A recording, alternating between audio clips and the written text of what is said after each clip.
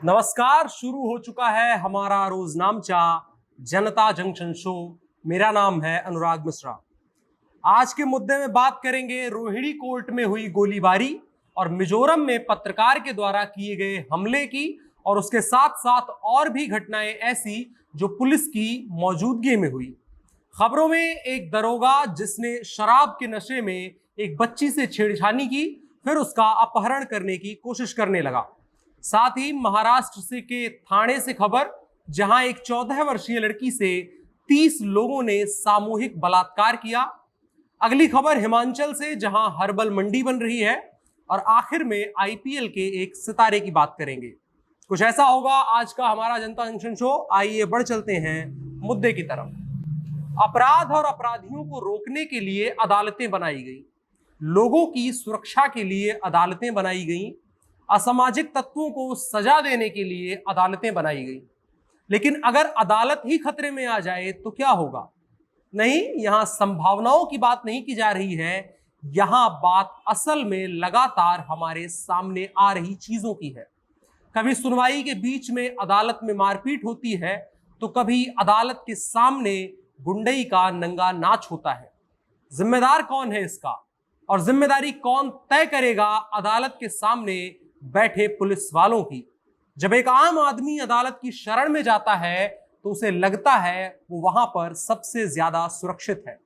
लेकिन पिछले कुछ सालों में अलग अलग मायनों में अदालत में सुरक्षित होने की भावना का लगातार कत्ल हो रहा है।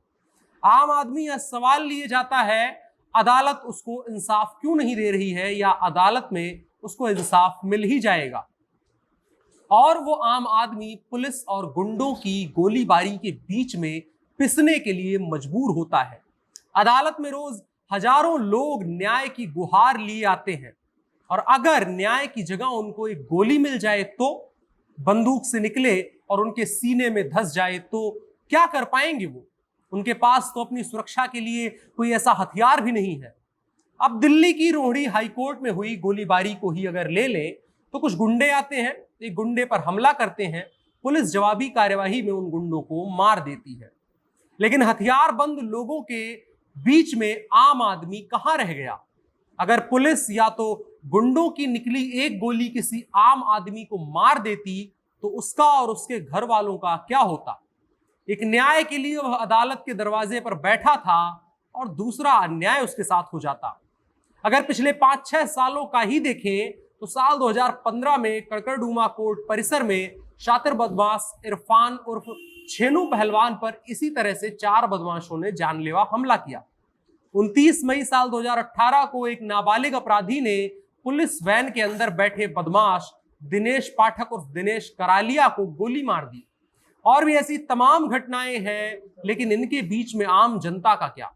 सवाल तो उठता ही है, आखिर क्यों दिल्ली की हाईटेक अदालतों में अपराधी इतनी आसानी से गैंग वॉर कर लेते हैं और पुलिस मुंह देखती रह जाती है?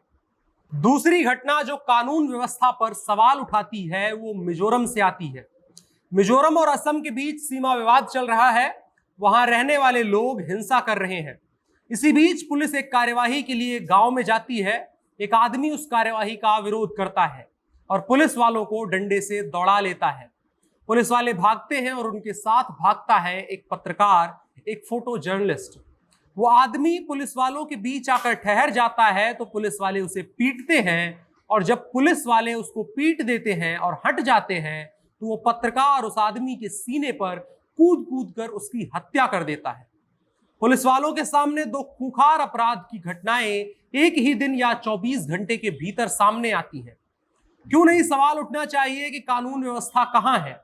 कहां है जनता की सुरक्षा का वादा करने वाली पुलिस? घटनाओं को गिनने बैठेंगे तो शायद पूरा कार्यक्रम उसी में निकल जाएगा। कभी बिहार में आईटीआई कार्यकर्ता की हत्या सरेआम हो जाती है, कभी बिहार में ही एक जिम ट्रेनर पर दिन दहाड़े कुछ लोग गोलीबारी करते हैं, कभी उत्तर प्रदेश में एक पत्रकार की हत्या राह चलते हो जाती है, कभी पालघर में एक साधु को पीट पीट कर भीड़ मार देती है। और इन सब की जानकारी पुलिस को होती है, और या तो पुलिस खुद वहां मौजूद होती है। ऐसी तमाम घटनाएं कुछ ज्यादा पुरानी नहीं है, ये हमारी आंखों के सामने तैर रही हैं, और हम घरों में बैठकर टीवी पर ऐसी खबरें देख रहे हैं, अखबारों में ऐसी खबरें पढ़ रहे हैं और तस्वीरें देख रहे हैं, और डर रहे हैं डर इस बात से कि कल रास्ते को हम भी जा रहे होंगे और कोई भी किसी भी कारण से हम पर हमला कर देगा। पुलिस आसपास खड़ी होगी, पुलिस को पता होगा, लेकिन वो हमारी मदद नहीं करेगी।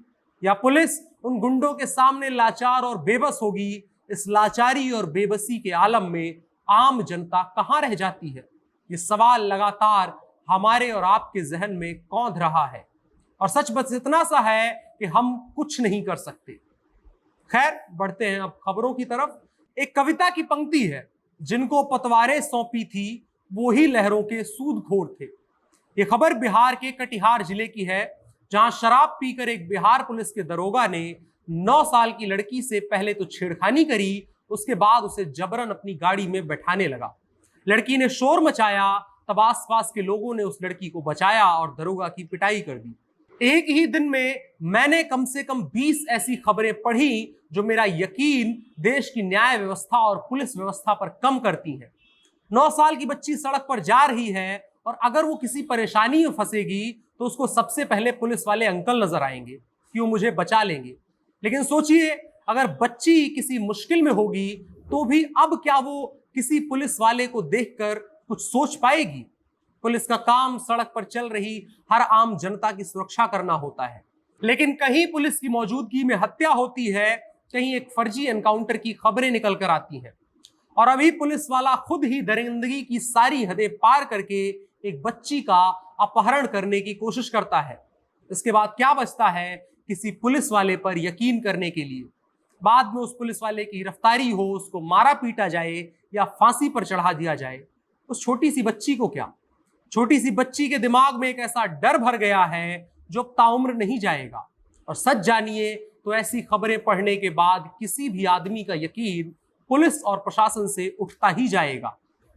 बढ़ते हैं अगली खबर की तरफ। अगली खबर जो बताने जा रहा हूं, यकीन जानिए ऐसी तमाम खबरें पढ़ने का मन नहीं होता, पर हम नहीं बोलेंगे तो कौन बोलेगा। महाराष्ट्र के ठाणे से एक बेहद शर्मनाक घटना प्रकाश में आई है।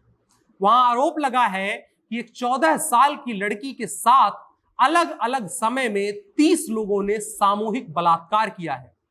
मामले की जानकारी के अनुसार इस नाबालिग लड़की के साथ 8 महीने पहले उसी के नाबालिग प्रेमी ने शारीरिक संबंध बनाए थे या दुष्कर्म किया था, जिसका वीडियो आरोपी ने बना लिया था। और फिर जो ब्लैकमेल करने का सिलसिला शुरू हुआ वो रुका ही नहीं। जनवरी 2021 से 22 सितंबर 2021 तक इस लड़की के साथ दुष्कर्म किया जाता रहा। अलग अलग धाराओं में पुलिस ने अब तक 28 आरोपियों को गिरफ्तार किया है। लगभग 1 साल तक यह दुष्कर्म, वह भी महज 14 साल की एक लड़की के साथ। सोचिए बाकी की जिंदगी उसकी किस डर में गुजरेगी। पुलिस के मुताबिक घटना डोंबिवली के भोपर इलाके की है। नाबालिग के साथ 30 लोगों ने अलग अलग समय और अलग अलग जगहों पर सामूहिक दुष्कर्म किया। लड़की को जनवरी 2021 से 22 सितंबर 2021 तक प्रताड़ित किया गया। इससे तंग आकर पीड़ित ने बीती रात मानापाड़ा थाने में शिकायत दर्ज कराई। पुलिस ने इस मामले में डोंबिवली, बदलापुर, रबाले और मुराबाड़ से आरोपियों को गिरफ्तार किया है। और यहां से गिरफ्तार किए गए कई आरोपी कई राजनीतिक दलों से भी जुड़े हुए हैं। इनके खिलाफ आईपीसी की अलग अलग धाराओं में केस दर्ज किया गया है। फिलहाल महिला अधिकारी मामले की जांच कर रही है और जिन जिन ठिकानों का जिक्र लड़की ने किया है उन ठिकानों पर छानबीन के लिए टीमें भेजी गई हैं। और सबसे खास बात यह है कि ये सभी आरोपी लड़की के जानने वालों में से हैं। अगली खबर एक प्रयोग है जो कोरोना से जन्मा है। वैश्विक महामारी के इस दौर में लोगों का प्राकृतिक उत्पादों की ओर रुझान बढ़ा है। ये उत्पाद न केवल पौष्टिक हैं बल्कि रोग प्रतिरोधक क्षमता बढ़ाने में भी सहायक है। लेकिन दिक्कत ये थी कि लोगों को हर्बल उत्पाद आसानी से उपलब्ध नहीं हो पा रहे थे। उत्पादकों और किसानों के लिए समस्या ये थी कि उन्हें बाजार नहीं मिल पा रहा था। कई किसान कम दाम पर इन उत्पादों को बेचने के लिए मजबूर थे। बेशक कई किसान हर्बल उत्पाद लेकर कई अन्य राज्यों में भी जाते थे, लेकिन वहां भी उन्हें उचित दाम नहीं मिलता था। यही वजह रही कि प्राकृतिक खेती के प्रति लोगों का मोह भंग हो गया और इससे कई औषधीय पौधे भी लुप्त होने की कगार पर पहुंच गए। अब कुछ वर्षों से प्राकृतिक और हर्बल उत्पादों के प्रति लोगों का रुझान बढ़ा है। कृषि और बागवानी विभाग भी औषधीय पौधों के प्रति किसानों को प्रेरित कर रहा है। इस साल भी किसानों को कई प्रजाति के पौधे बांटे गए हैं। अब किसानों को प्राकृतिक और हर्बल उत्पादों के बेहतर दाम मिलने लगे हैं। सरकार ने भी बेहतरीन पहल की है। सोलन के बनलगी में अगले माह से हर्बल मंडी शुरू हो जाएगी। मंडी में 6 दुकानें तैयार हैं और आढ़तियों को भी लाइसेंस जारी कर दिया गया है। यहाँ पर किसान जड़ी बूटियों के अलावा हरण, बेड़ा, आंवला, अश्वगंधा इत्यादि बेच सकेंगे। प्रदेश में कई तरह के हर्बल उत्पाद पैदा होते हैं।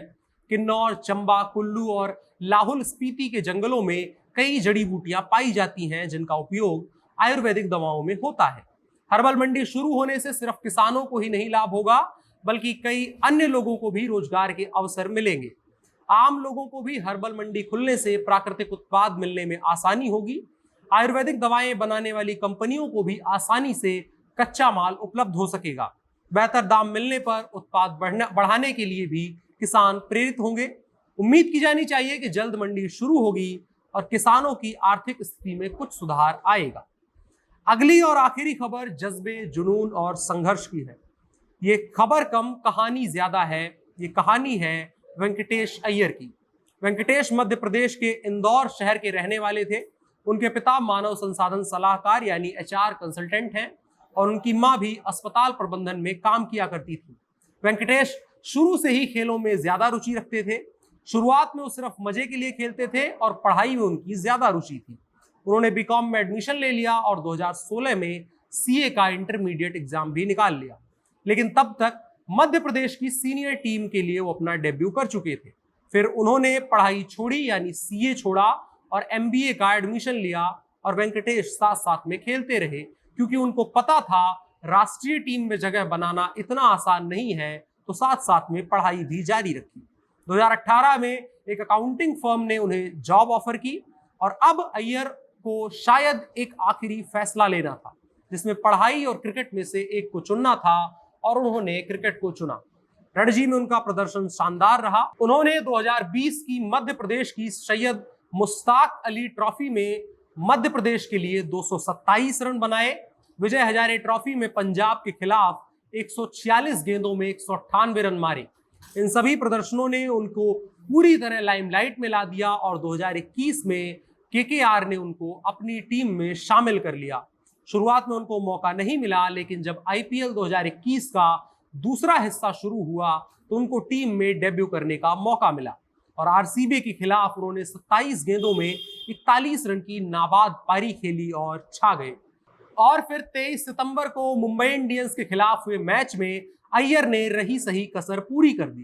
उन्होंने महज 30 गेंदों में 53 रन मारे। Trent Boult, Jasprit Bumrah, Adam Milne समेत सभी वर्ल्ड क्लास गेंदबाजों को उन्होंने उनकी पहली गेंद पर बाउंड्री के पार पहुंचाकर अपना नाम IPL के इस संस्करण के सबसे बेहतरीन खिलाड़ियों में दर्ज करवा लिया। ये कहानी जज्बे, जुनून और मौके को भुनाने की है। खैर, इसी के साथ समाप्त करते हैं हमारा आज का जनता जंक्शन शो। हमें दीजिए इजाजत, कल फिर मुलाकात होगी। अपना और अपनों का ख्याल रखिएगा। शुभ रात्रि।